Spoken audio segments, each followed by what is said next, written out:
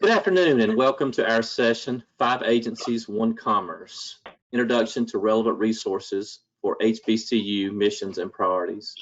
My name is Joe McKinney and I'm the Executive Director of the National Association of Development Organizations.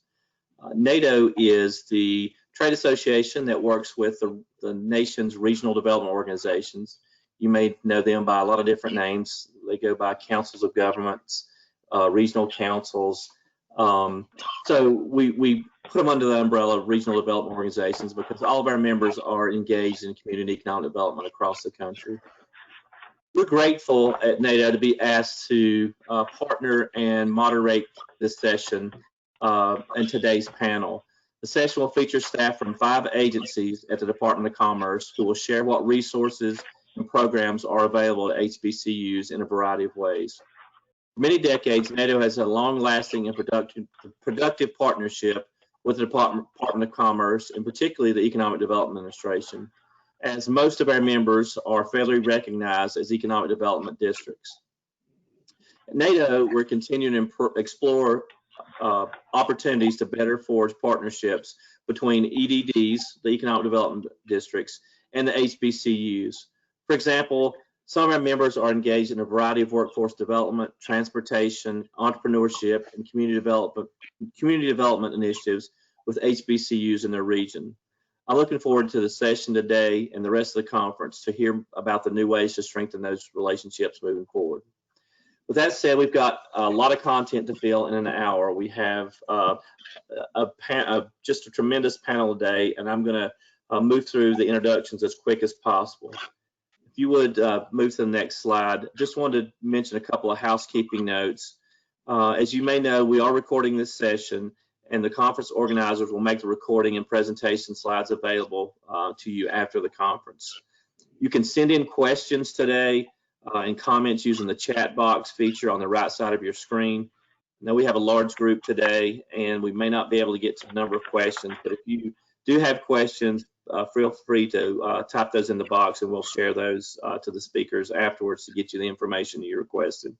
And then the final thing was that we would ask you to please email Brett Schwartz on our staff at NATO if you have general questions about the webinar or follow up once we've concluded. Next slide. As you can see, we have a really great lineup of speakers today from across the Department of Commerce who will give you an overview of what programs and resources they have to offer. Due to time, as I mentioned, I will not read their bios, but just know they are, the bios are in the conference website and the app. And trust me when I say that all of our speakers today are experts in their field. Today's panel, as you can see on the screen from the Economic Development Administration, we're pleased to have with us Dana Gartsky, who's performing the delegated duties of the Assistant Secretary of Commerce for Economic Development. We also have Dave Ives from EDA. Dave is the Interim Director for Performance and National Programs Division and Planning Coordinator. From the Minority Business Development Agency, we have Joanne Hill, who is Chief of the Office of Business Development. And from the National Institute of Standards and Technology, we're pleased to have Carol Thomas, the Director, the Manufacturing Extension Partnership. From the National Telecommunications and Information Administration, we're pleased to have Francine Alkaswani. Francine, I hope I got that name correct. Francine Alkaswani, who is the lead minority broadband on a minority broadband initiative. Then finally, we have from the U.S. Patent and Trademark Office, Dennis Forbes, Innovation Development Program Manager and Office of Chief Communications Officer. So with that, we'll get to our first speaker. So I'm going to ask Dana Gartsky from EDA to provide a welcome and overview. So Dana.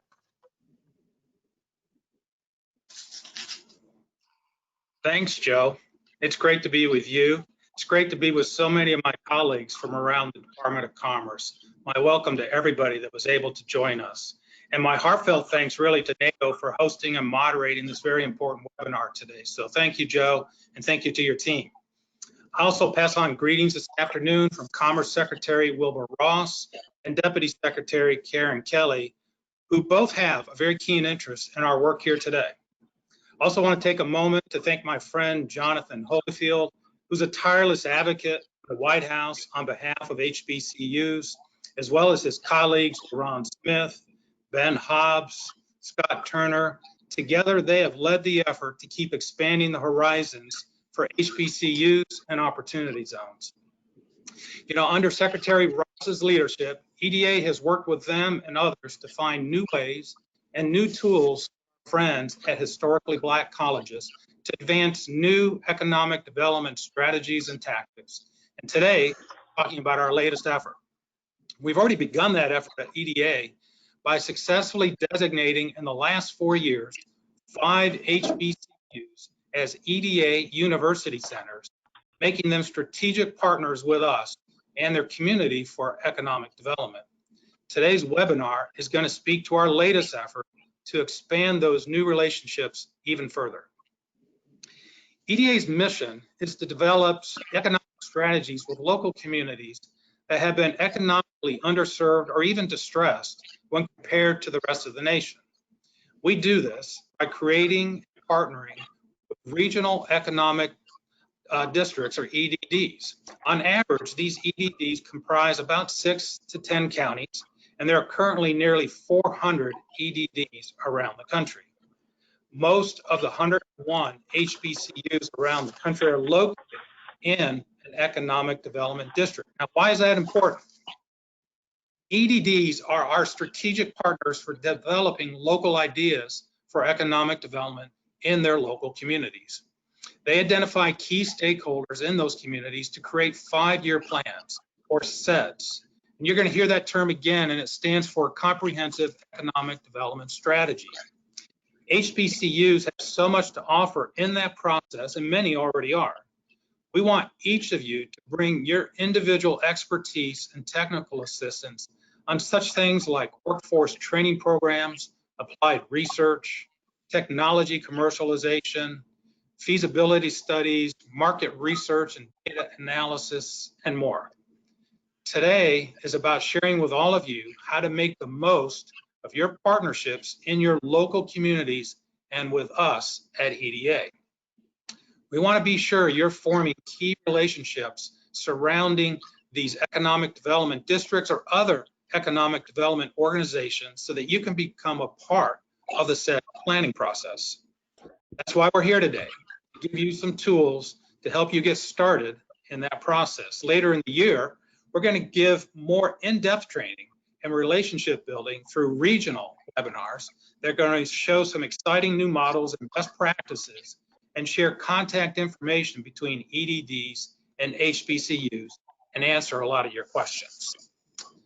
In closing, I like to think of today as just another small step in our national experiment of E pluribus unum. Out of many, one. We can and will achieve so much more economically when we all are contributing. So let's get started.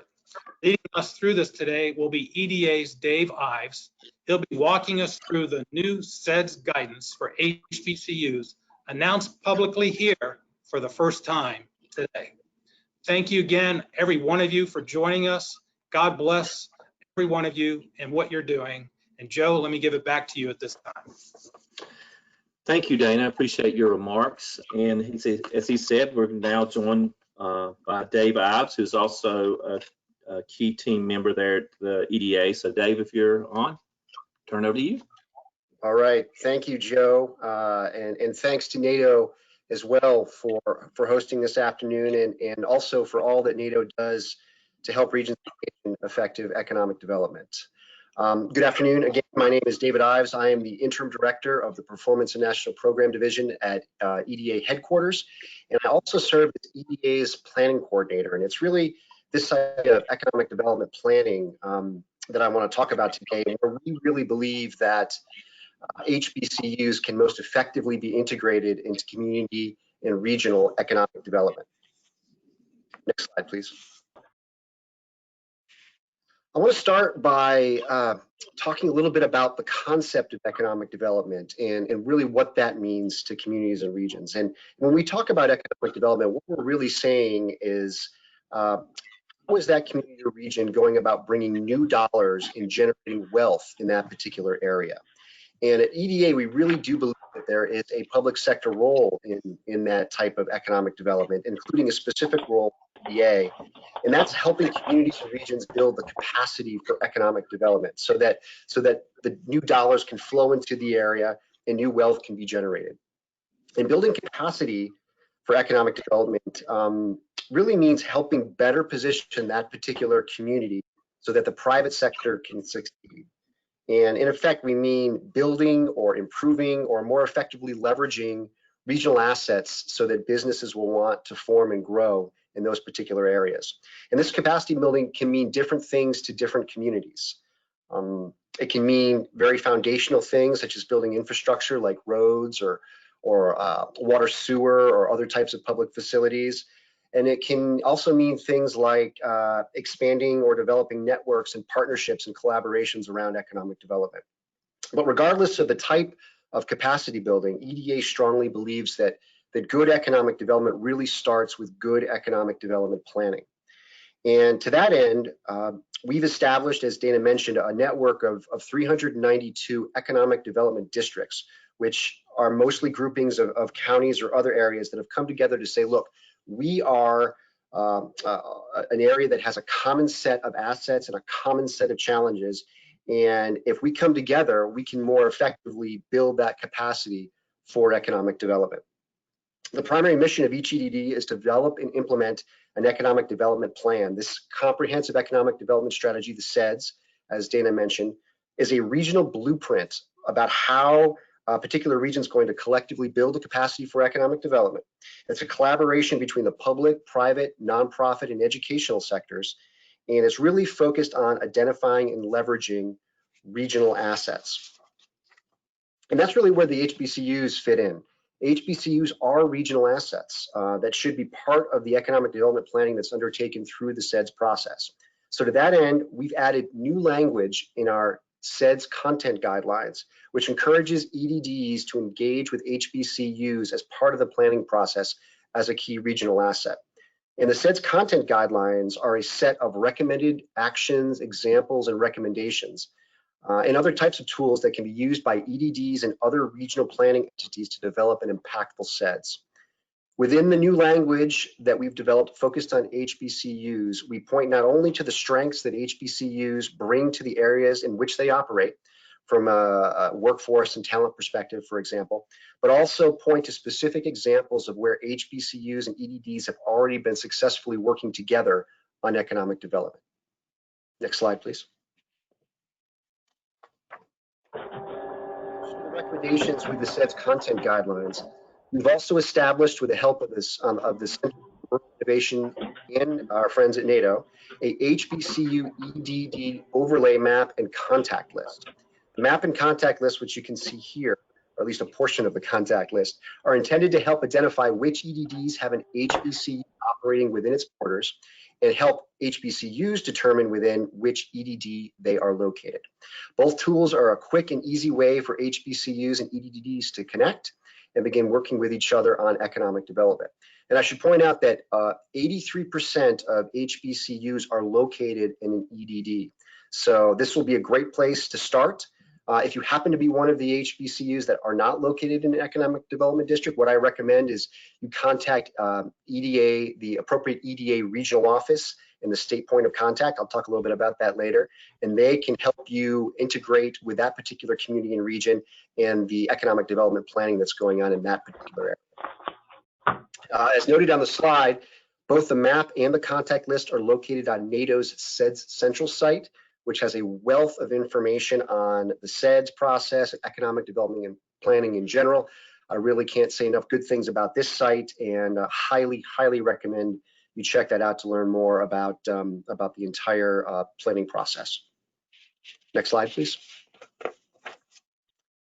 Finally, in addition to the new planning content, map, and contact list, EDA, in partnership with NATO, is convening a series of workshops in November of this year with HBCUs to increase access to EDA's planning and technical assistance providers and other resources to advance inclusive, competitive regional economies.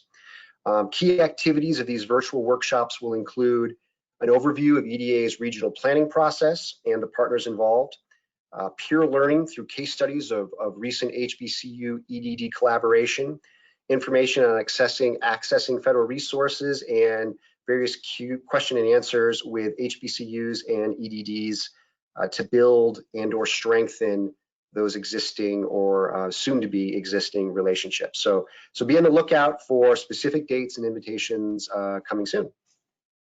Next slide. For all questions related to EDA, I want to point everyone to our website at www.eda.gov. And the specific regional office points of contact is always a good place to start with any type of questions you have. And you can see the specific contact webpage there. I highly advise you to go there. I've also listed specific pages pertaining to some of the high impact activities at EDA related to the CARES Act and opportunity zones, as well as contact info for our economic development integration team, which will be driving the upcoming workshops in November. And I've included my contact information as well if you have any questions about anything I've mentioned here, including more information on the CEDS content guidelines or EDA's planning process. So please reach out to me again with any potential questions that you may have. So thanks again for having me, and I'll turn it back to you, Joe. Thank you, Dave. We are looking forward to the workshops, and as always, we're always willing to partner with EDA to get the information out there. So appreciate your comments today. Next, we'll hear from Joanne Hill at the Minority Business Development Agency. Joanne? Thank you, Joe, and it is such an honor to be with you today. For those of you that are participating, gives me special privilege being an HBCU graduate from Benedict College, located in Columbia, South Carolina. I'd like to share a little bit with you about MBDA's programs and how you might become a partner in the near future. Our theme for the agency is winning the future now. Next slide, please. At MBDA, we serve nearly 11 million minority business enterprises nationally. These firms generate $1.8 trillion in revenue annually to contribute to the U.S. economy. These firms strengthen local communities and support job creation and retention. Next slide, please.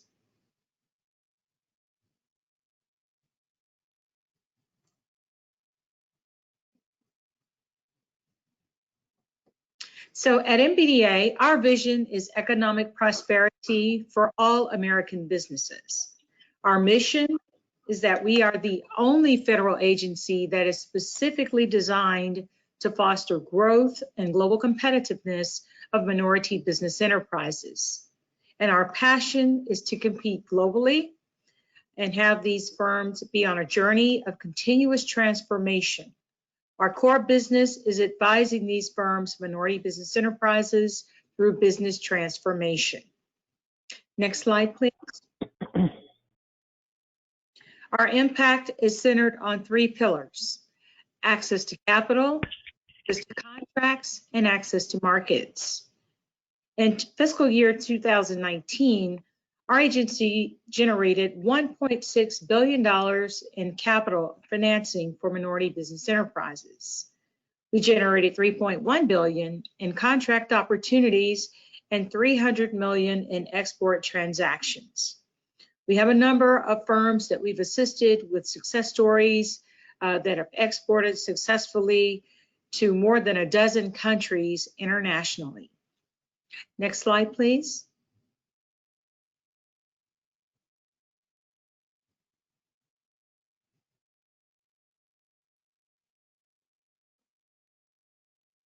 Next slide. Okay. One more. There we are. Okay. So if you go back one slide, what we would have there is our investments and our equities.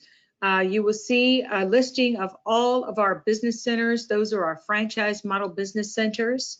We also have specialty projects, which include our advanced manufacturing centers, our export centers. We have a federal procurement center. We also have a portfolio of projects. One in particular is our American Indian, Alaska Native, and Native Hawaiian business centers. We have a footprint there. You will see of more than 8 of those. We also have an entrepreneurship education for formerly incarcerated persons. That has been a very successful program. We have a global Women of Color Economic Empowerment Initiative. And then, of course, lastly, we have our Minority Growth Equity Funds Initiative, where we are seeking to build a $1 billion growth equity fund initiative to help minority business enterprises in your communities to grow and expand and sustain their business models. Next slide, please.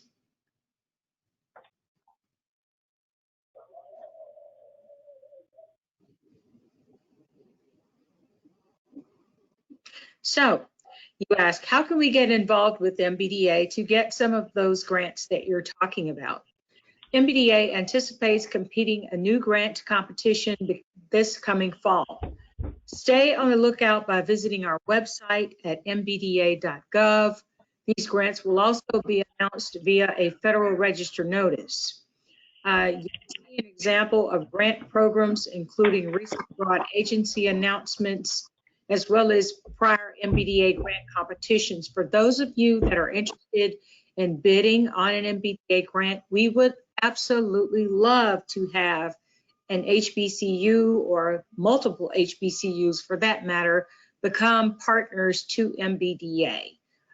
We've had informal partnerships in the past, but I think it's a wonderful time at this time for you to get serious, identify the folk within your office, institutional advancement, to pull together a team to get postured. I know I cannot give you a definitive date at this time for when those grant competitions are going to be coming out, but what I will say is they're anticipated in the very near future. Next slide, please. A little bit about the $1 billion fund that I just mentioned. This grant is being facilitated to aggregate and deploy approximately $1 billion in growth capital into minority business enterprises.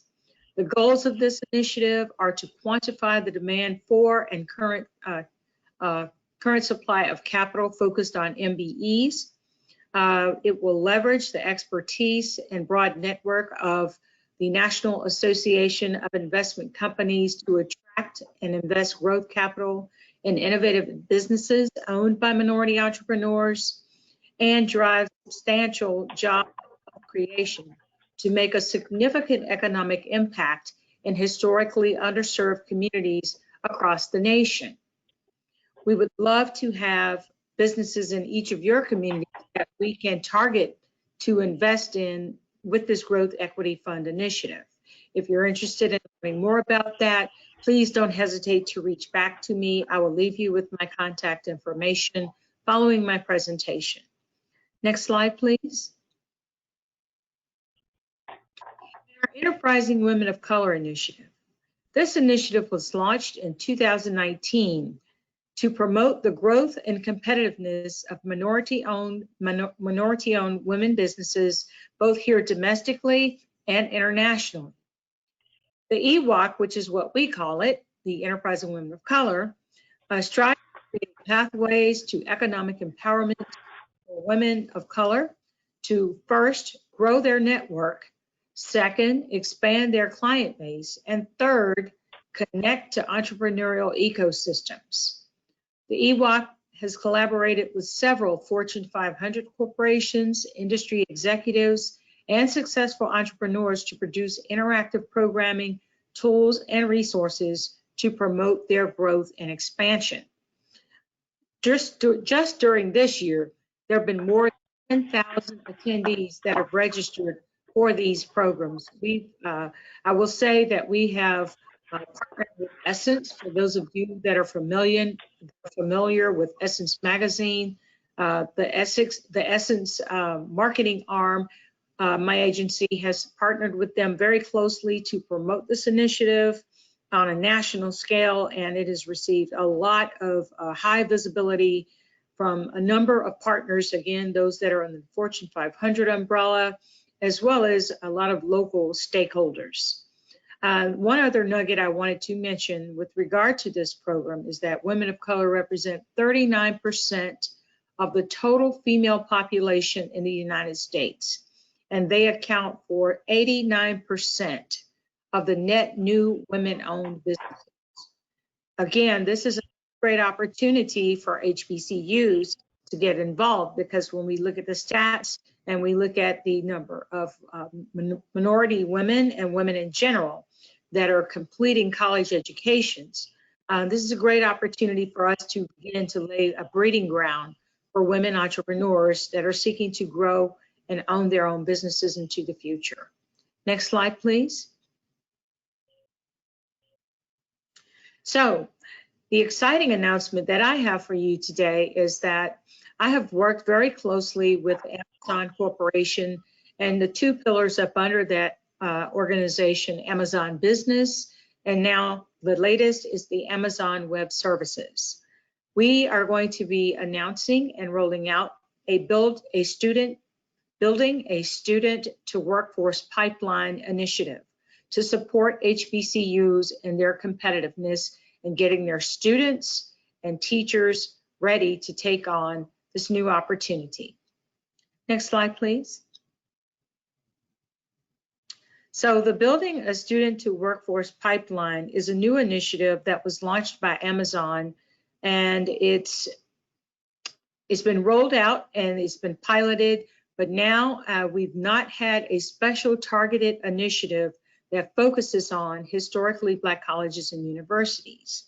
I've worked with them. We are now ready to roll this out at this year's HBCU conference, and you're going to learn more about that by an Amazon Web Services representative, Ms. Angel Duncan, who I've been working with, who's going to be participating in what's called virtual meetups. The first one is today, for those of you that are listening, and it will run from 3 to 4 o'clock p.m. I would encourage you to make plans to join Angel during the meetups, and we will host another one later in the week. A second session will be held on Wednesday, September 23rd from 11:30 to 12:30. Again, the first will be held today from 3 to 4 p.m. and the second on Wednesday, September 23rd from 11:30 to 12:30 p.m. Next slide, please. So this training that's going to be offered is going to focus on the demand for cloud skills. According to LinkedIn data, cloud computing is the #1 hard skill that companies needed most in 2019. A survey from 451 research shows indicated that 90% of IT decision makers report cloud skills shortages. This training certification at HBCUs will be offered free of charge. The training will be facilitated by Amazon. If you express an interest in wanting to have your staff be trained to teach this course at your colleges and universities, students will obtain a certification in this cloud skills, which is a highly sought after hard skill, again, that companies have been wanting and needing. And you're going to be offered this at no cost. Next slide, please. The Academy curriculum is developed and maintained by Amazon. The target is post-secondary program integration. Courses align with the Amazon Web Services certification that I just talked about.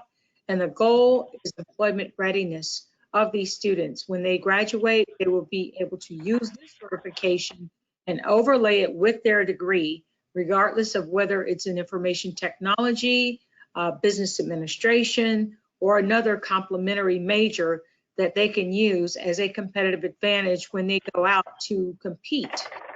Jobs that are seeking these hard skills that they'd like to have incoming graduates or workers to have.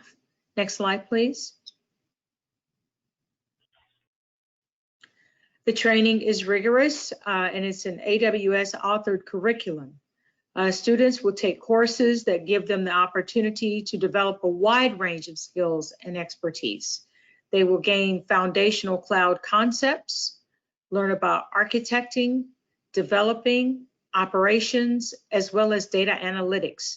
There will be a deep dive in each of these foundational pillars that students will acquire to obtain the necessary skills that they need, as well as to obtain the certification that's going to help them with their jobs and their career advancement into the future. Next slide, please. So here's a snapshot of some of the AWS Academy member institutions that are currently delivering the cloud computing courses internationally. You will see we have a community college. We have an excellent balance that they have offered this to as a part of the pilot. They have the London School of Economics and Political Science, the Universidad de Sao Paulo, Louisiana State University. We have New Zealand University, the University of Auckland. We have Clemson, of course.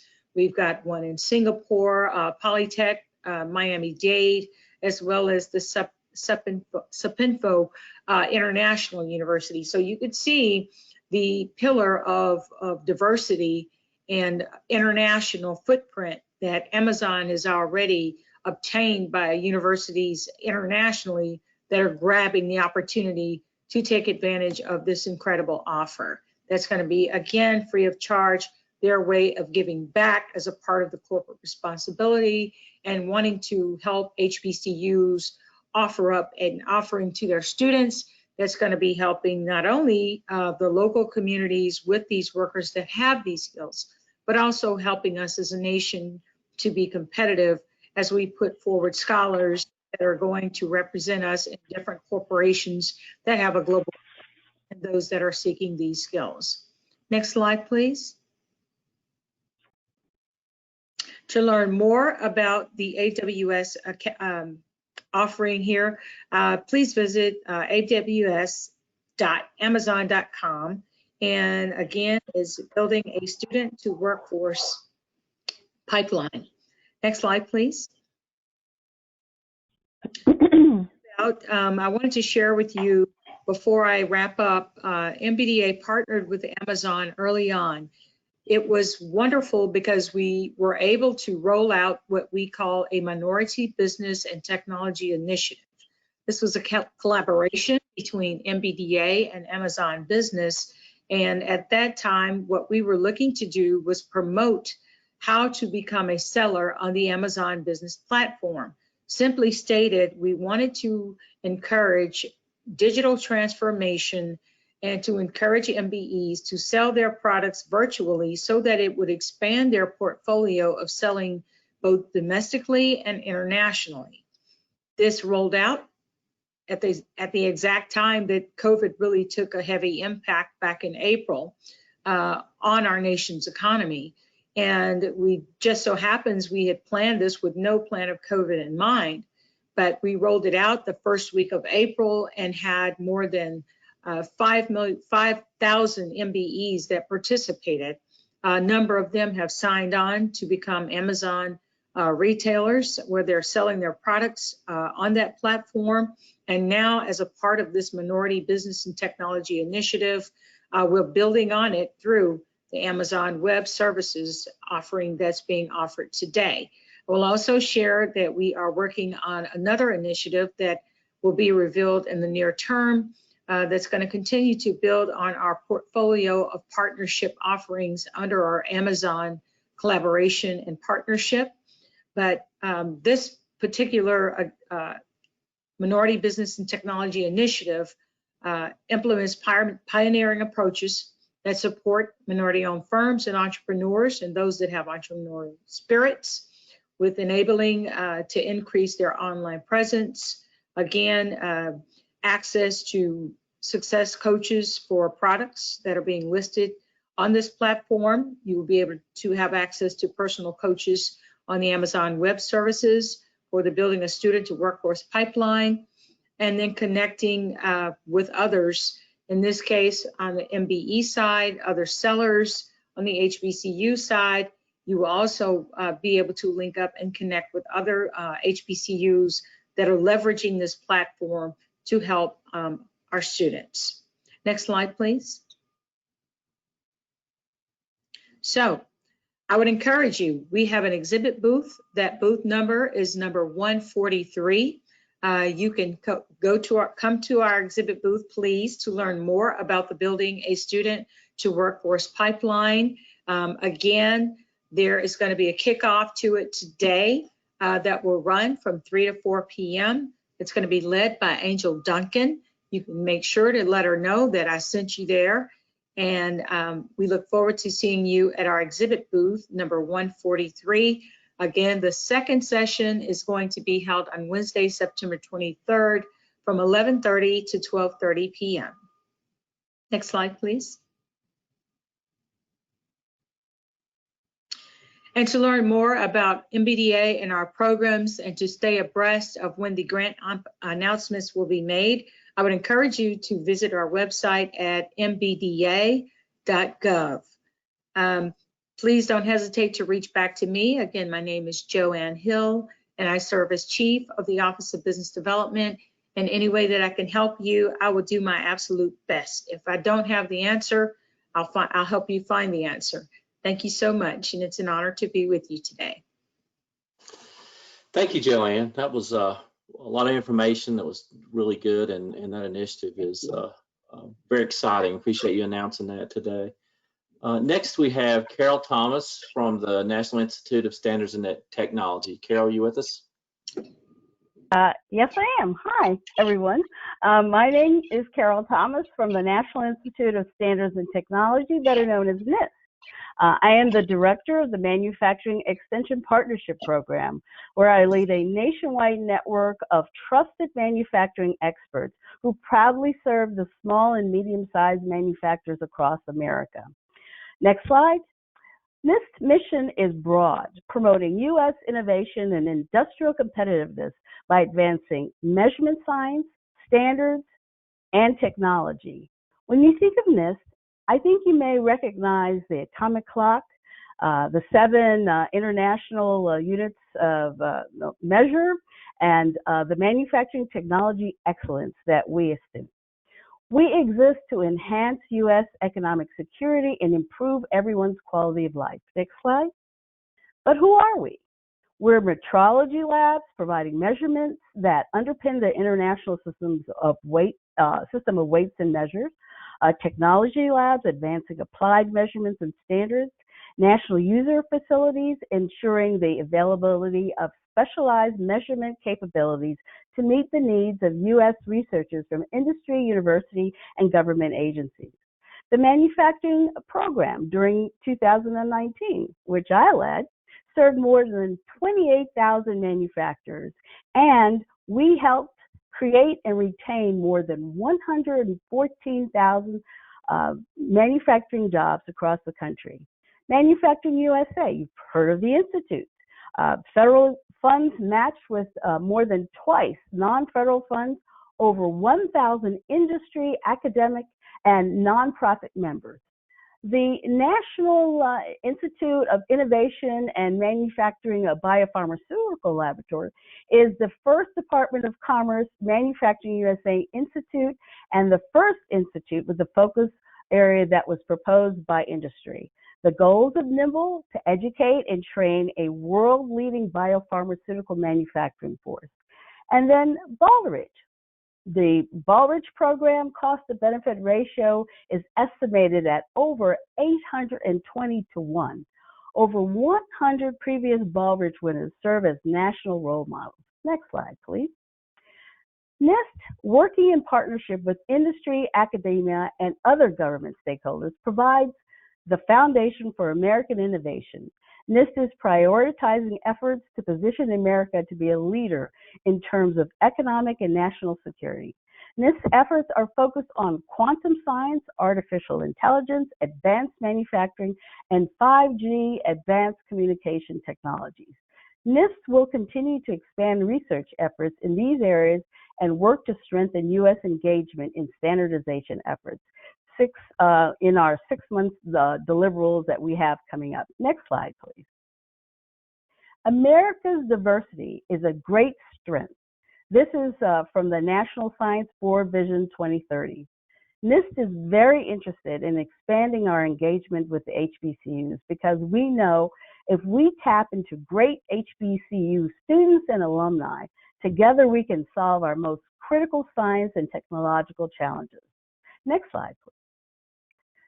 There are many opportunities at NIST and with NIST partnerships like this one, the Summer Undergraduate Research Fellowship, SURF, which was started back in 1993 and is designed to inspire undergraduate students to pursue careers in STEM, science, technology, engineering, and mathematics through a unique research experience that supports the NIST mission. You can engage in hands-on research side by side with our incredible NIST scientists and engineers. Next slide, please. This is an 11-week fellowship available in all the NIST laboratories at either our Gaithersburg or Boulder campuses. There's a $5,500 stipend, and to date we've had over 3,000 undergraduates participate in this program, roughly about 175 students per year. You get great connections, unmatched opportunities. Unfortunately, this year, because of a health crisis, we were not able to have it, but we plan on setting it up so that we can offer it virtually coming forward if need be. Visit the SURF website to learn more information. Next slide. Another opportunity at NIST is the Graduate Student Measurement Science Engineering Fellowship Program. Pictured is GMSE graduate student Andre Thompson in one of NIST's fire research laboratories testing the flammability of materials, and Juan View in one of the materials measurement laboratories preparing samples under subdued light for analysis. Different durations are allowed for these fellowships. You can do a single summer or all of your graduate research at NIST. This is a partnership with the newly renamed Graduate Fellowship for STEM Diversity, or GFSD. NIST is one of the sponsoring employers. In partnership with GFSD, awardees receive $20,000 annual stipend in addition to tuition coverage and summer salary at NIST. Over 100 universities participate. Internship opportunity for graduate students for summer and or some or all graduates. Online application process opens in late August, so you just missed this one, and closes around December each year.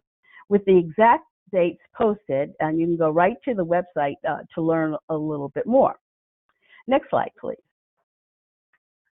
Another program, the Professional Research Experience Program, or PREP, this is where NIST partners with prep universities to advertise and recruit for appointments. They use a cooperative agreement vehicle to establish a collaborative research relationship between NIST and U.S. institutions of higher education in the following disciplines, including but not limited to chemistry, physics, and many other of the scientific disciplines. Prep researchers receive a stipend and other benefits depending on the category of researcher. Opportunities are available to the labs and administrative offices. The Prep website is right there below, and some of the universities that are included are Morgan State University, Towson University, University of District of Columbia, University of Maryland, College Park. But the full list is available at the website. Next slide, please. The National Research Council Postdoctoral Research Association program is another one of these great programs that we would really like to get some of our HBCU graduates to participate in. It provides a 2-year temporary appointments for outstanding scientists and engineers. Awardees chosen through a national competition administered by the National Research Council of the National Academy of Sciences. Research opportunities include those in chemistry, physics, material science, mathematics, computer science, and engineering. There are 4 competitions held each year, and they limit to 120 slots per year, with central funding available for approximately 40 to 45 students. Current salary, annual salary for this associateship program is $72,000, a little bit over $72,000, plus $3,000 travel. For more information and to apply, see this website below. Next slide. And finally, in my bailiwick, it's manufacturing. On the extramural and industry side of NIST, I would also like you to consider careers in manufacturing. No longer are factories dark, dirty, and dangerous. There are great paying opportunities in manufacturing in small and large companies all over the U.S.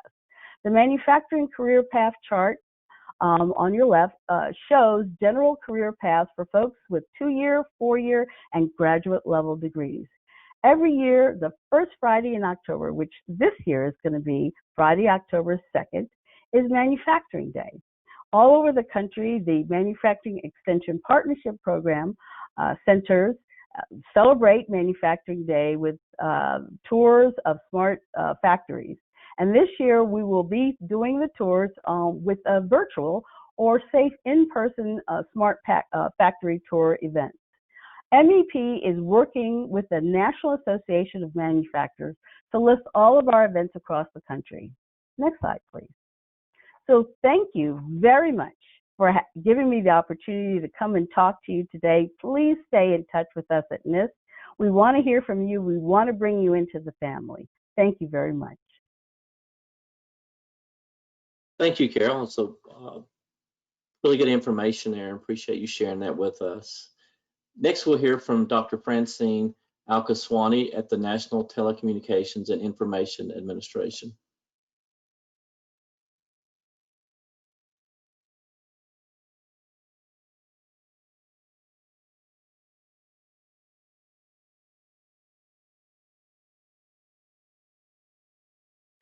Hi, Francine. We'll just ask you to unmute if you can.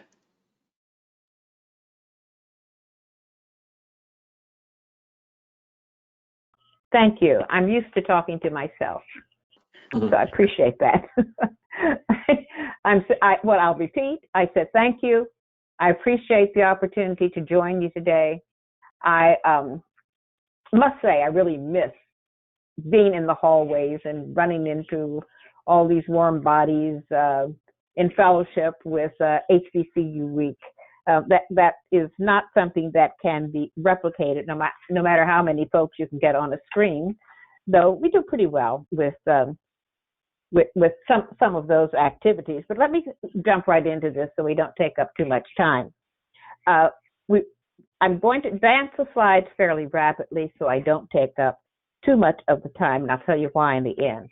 But I represent the National Telecommunications and Information Administration's Minority Broadband Initiative. Let me say, we aren't even 1 year old. We will be 1 year old in November of 2020. We're fast approaching that. But this was developed and came on the heels of working with, or having the privilege of working with Executive Director Jonathan Holyfield for the White House Initiative on detail there for over a year, and working with federal agencies and sort of getting my props, I guess you might say, in terms of working with HBCUs. What I've learned is that HBCUs are not HBCUs. They are not all the same. Well, many of us, I think, we say HBCUs, that covers the waterfront. I've learned that it does not. This Minority Broadband Initiative was formulated in November at Johnson C. Smith University with a meeting of HBCU presidents and leaders across the 19 HBCUs in South Carolina and North Carolina. And the focus that emerged there and has been the driving force here is that of collective impact investing in making the business case for HBCU digital development. So we've heard from several folks, and I'd like to say that underlying substructure, the subcontext, the subtext for this whole discussion, in my opinion, is that of reliable, fast, broadband internet connectivity for HBCUs campus-wide for all the communities that they serve.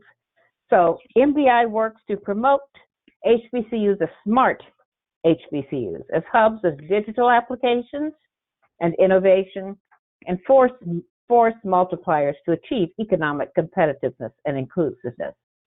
So we have been following two major broad strategic policy objectives over this past year, and they are to convene forums where stakeholders can explore options for leveraging broadband infrastructure and using broadband infrastructure investment as a catalyst for adoption.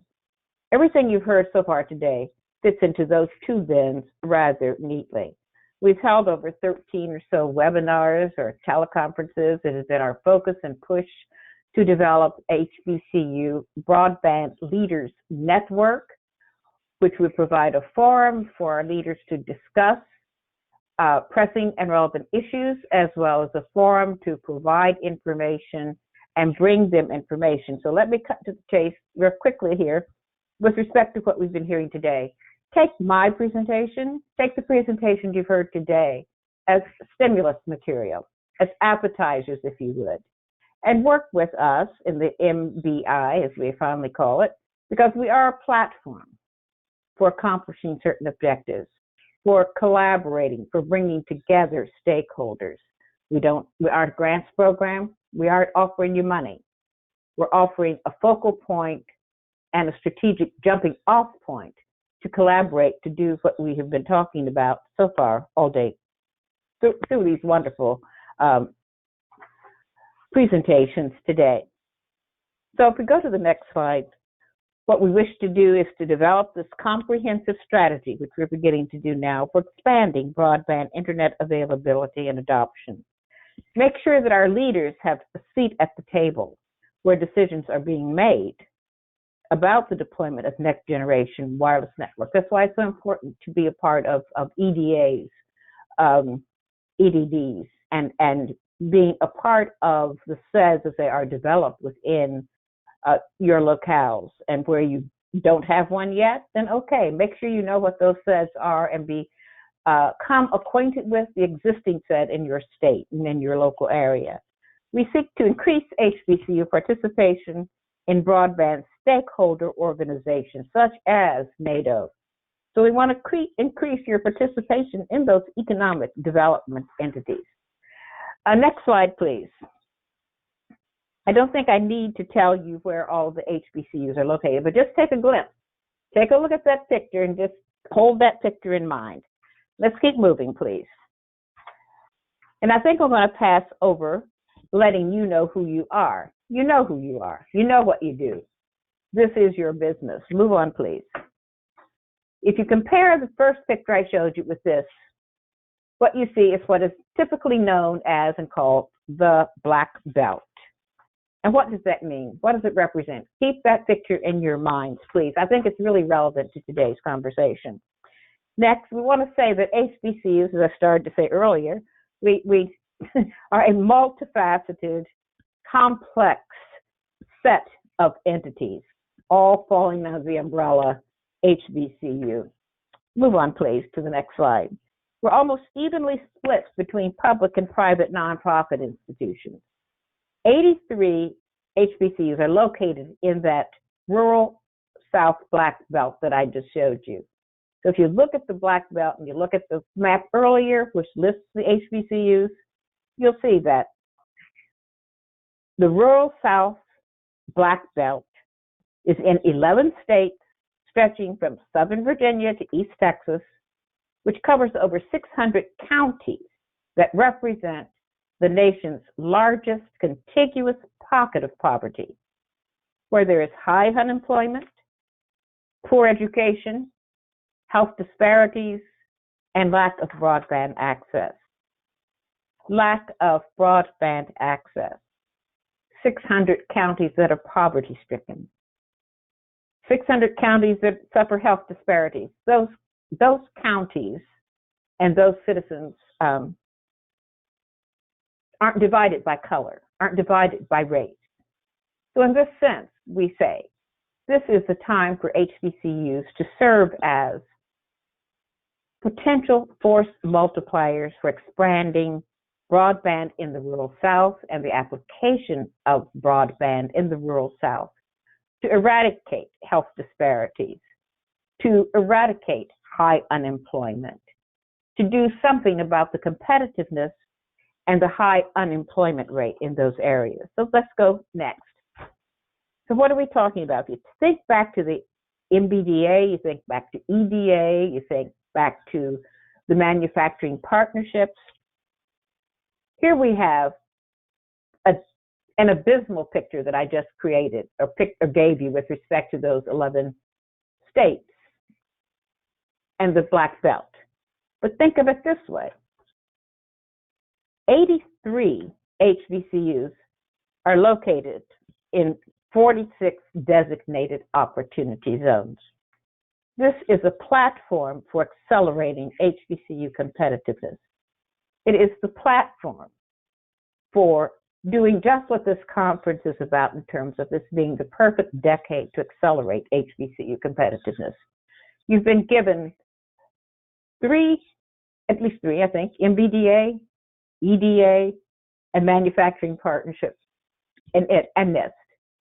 Elements that collectively, when discussing investments and opportunity zones, we're talking about at least 83 HBCUs.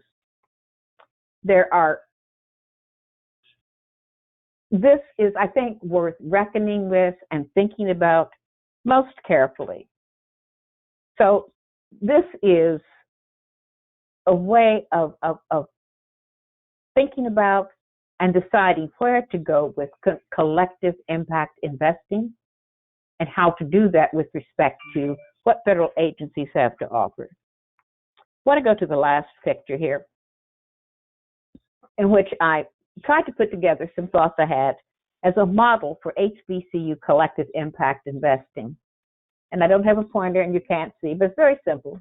If we think of HBCUs, state land grant institutions,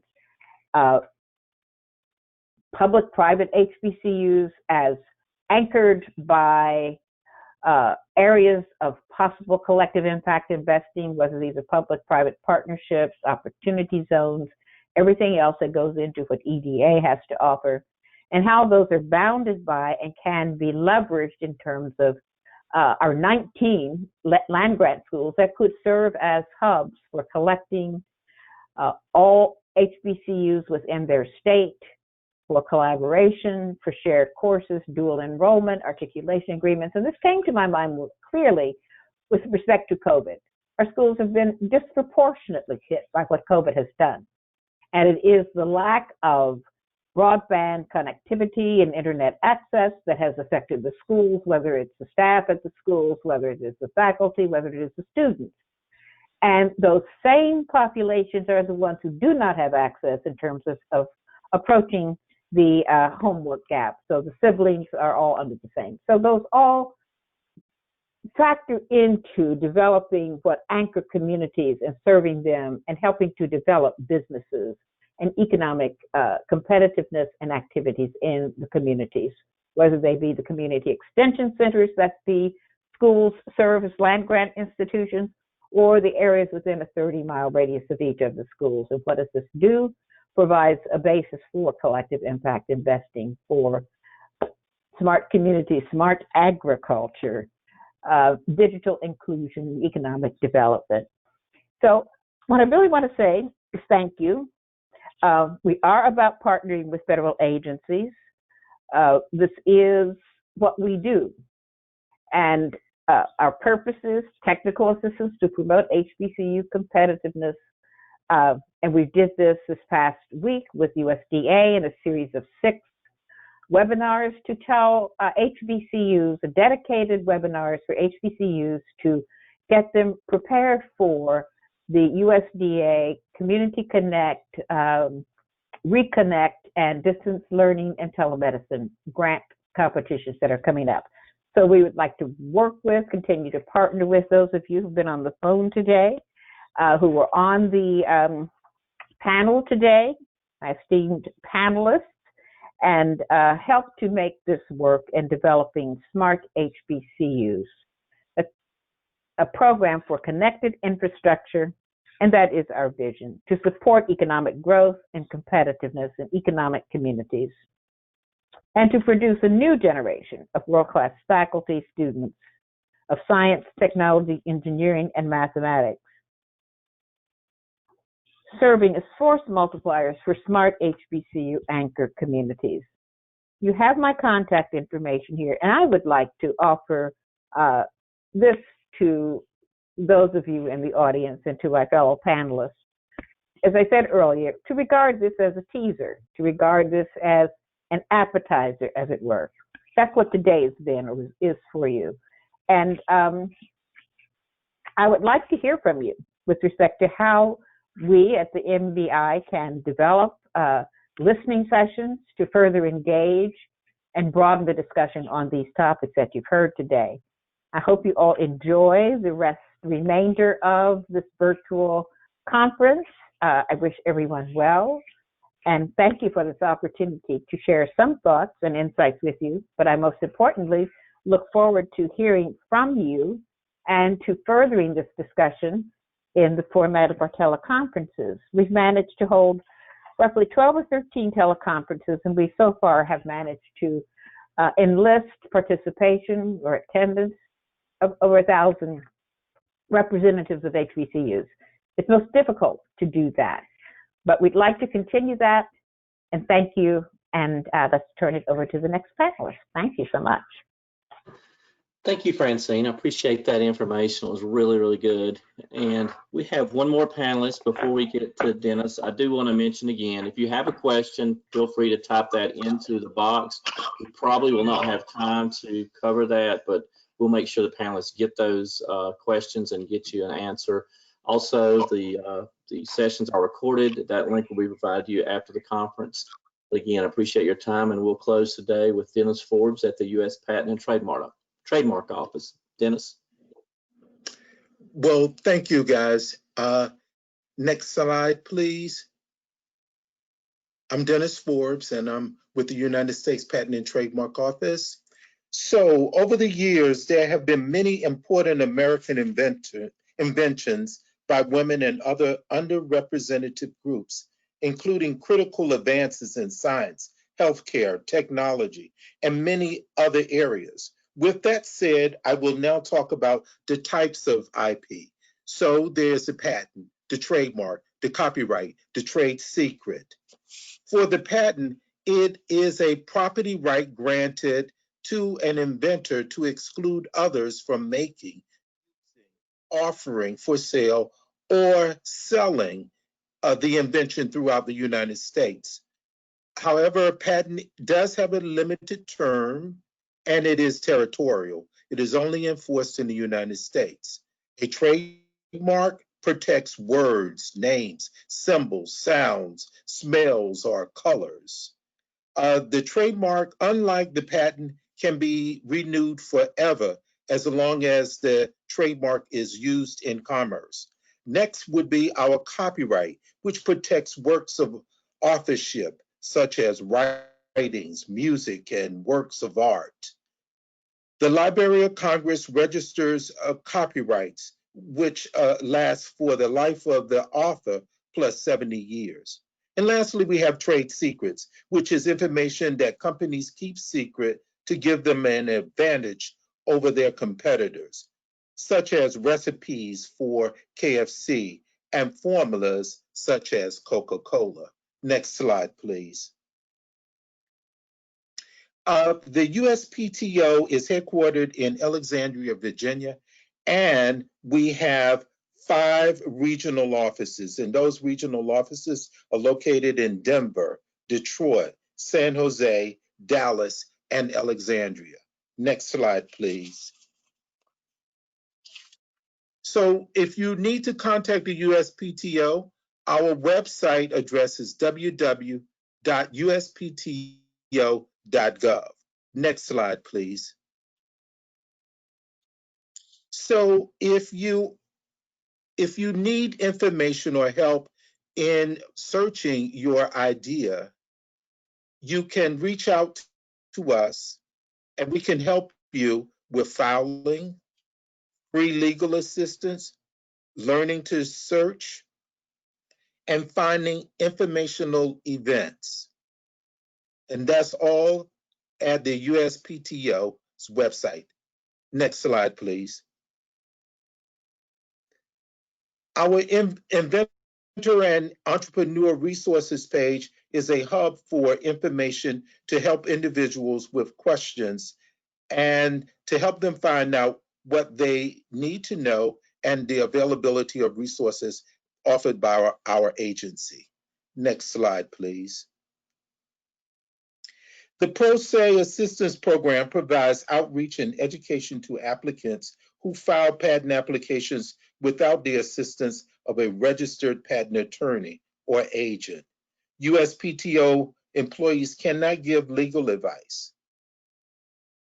And that's very important to know, but we are there to help you. Next slide, please. So the Trademark Assistance Center is the main support center for all trademark customers, including first-time filers to legal professionals and experienced trademark applicants. We answer questions on a variety of trademark topics, such as general information about registering a trademark, help in navigating electronic forms and systems, and a whole wealth of other things. However, as I said, for the patent, the Trademark Office cannot give legal advice. Next slide, please. So we have trademark resource centers located across the country, with one in almost every state. You can find those locations on our website for the one nearest you. And the map of the country shows us pretty much where they are. Next slide, please. You may qualify to get legal assistance. Even though legal assistance is free, the applicant is still responsible for any of the filing fees associated with the filing. These are provided by practitioners of law or law students. And they are not provided directly by the USPTO, as we cannot provide direct services, but we can direct you to those services. Next slide, please. I'm trying to move kind of fast and catch up with time. So the Patent Pro Bono program, there are 21 regional programs across the nation that cover your state to match financially under-resourced inventors and small businesses with registered patent attorneys. These attorneys are certified by the USPTO, and they have agreed to provide services. Next slide, please. For the law school, another option for pro bono assistance are law schools' clinic programs. This map shows where they are and their availability, and go to our website at uspto.gov and you'll see more information. Next slide, please. In a way to fast track your utility or patent application, you can do this. And it's limited to the first 12,000 applicants who meet the requirements annually. Next slide, please. So my USPTO is a one-stop shop for your portfolios. You can create your own account for a patent or a trademark. Once you file, you can access the content of those applications all in one area. You can tag and track your applications and get notifications. Next slide, please. So on behalf of the U.S. Patent and Trademark Office, I would like to thank you. I am Dennis Forbes. I'm a graduate of North Carolina Central University and HBCU. And if you have any information or you require any information from me, please contact me at the 571-272-8033. Thank you very much. Thank you, Dennis, and thank you to all the panelists today. I appreciate you being able to move through those very quickly. I know we had a number of panelists, but you did a great job in getting the information out. So with that, again, thanks for today's session. If you have questions, please type those in the box. We'll get those to the appropriate panelists, and we will also provide a link in the coming days to the session. So with that, we'll adjourn. Again, appreciate you joining us today for 5 Agencies, 1 Commerce.